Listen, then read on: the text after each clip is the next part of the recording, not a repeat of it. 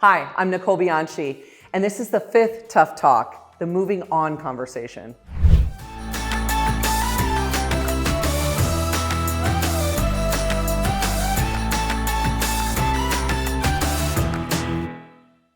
The moving on talk is the toughest to have because it's always a departure from what was. Whether it's your choice to move on or someone else's, having the conversation requires a healthy dose of bravery. Moving on doesn't always mean someone's terminated from their job. Moving on, it could be from a position, a project, or even a relationship. All three types of moving on conversations include action and a path forward.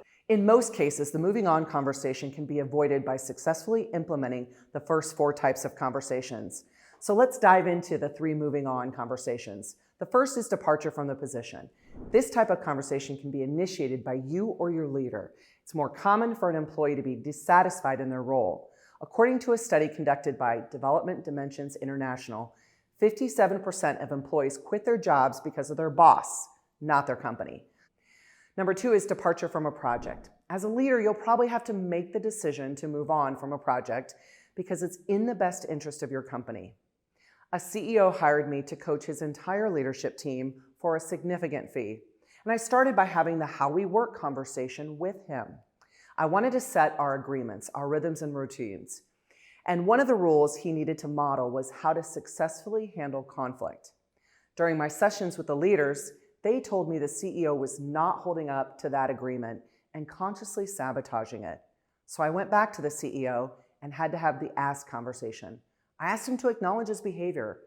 He admitted he did this, but he also informed me he had no intention of modeling the behaviors expected of his leadership team. In fact, he said, "Nicole, I'm too old. It's too late to change who I am." I knew the coaching sessions couldn't be successful going forward. So 2 days later, I had the moving on conversation with him. It was difficult giving up that much revenue, but it was in everyone's best interest. So I ended the project and refunded the unused portion of the fee. The third is the departure from the relationship. If you've had the first four types of tough talks, particularly being better, and still can't align with someone, then it may be time to move on from the relationship. In these instances, the other person knows where things are headed and make the decision to move on. This conversation is a way for you to take control of a situation that is no longer serving the position or the project. If you neglect to have the being better conversation first, then this one could get messy because the other person really has no idea that the moving on talk is coming. In most cases, the workforce reduction example is the exception. The moving on conversation should never come as a surprise. When I was hired as a Chief Human Resources Officer, I replaced a leader that the team cared about, and they didn't want to see her move on. One of my managers really struggled with the change and was reluctant to get on board with the new direction I had set. Well, after a year, I had to have the moving on conversation with her. I explained that I understood she was grieving the loss of that relationship with her former leader, but it was no longer serving her or the position or the work we were doing.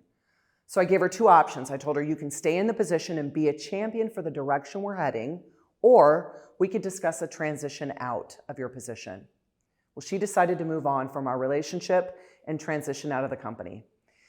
There are 3 steps to follow during a moving on conversation. Step 1 is the decision. So this is the decision that has been made regarding moving on from a position, project, or relationship. Use straightforward, factual language and open with one of the suggested conversation starters.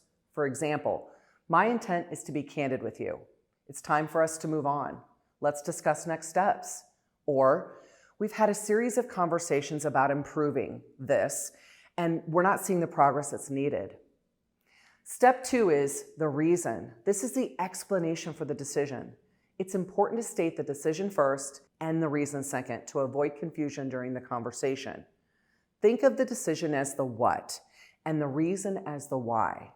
The reason should be clear and concise. Clarity is kindness. Step 3, the action. This communicates what's going to happen next. It could be an immediate departure or a new way of doing things. You might also present a few options and let the person decide. If you've reached a point with someone where you've had the first 4 conversations about a position, a project, or a relationship that's no longer serving anybody, then it's time to acknowledge it and lead a brave moving on conversation. If you're wanting to learn more about how to have those tough conversations, you can find 5 Tough Talks, How to Lead Brave Conversations for Exceptional Results on Amazon or Barnes & Noble. If you're wanting to go deeper with you, your team, or your organization and want to work together to do more, check us out at NicoleMBianchi.com.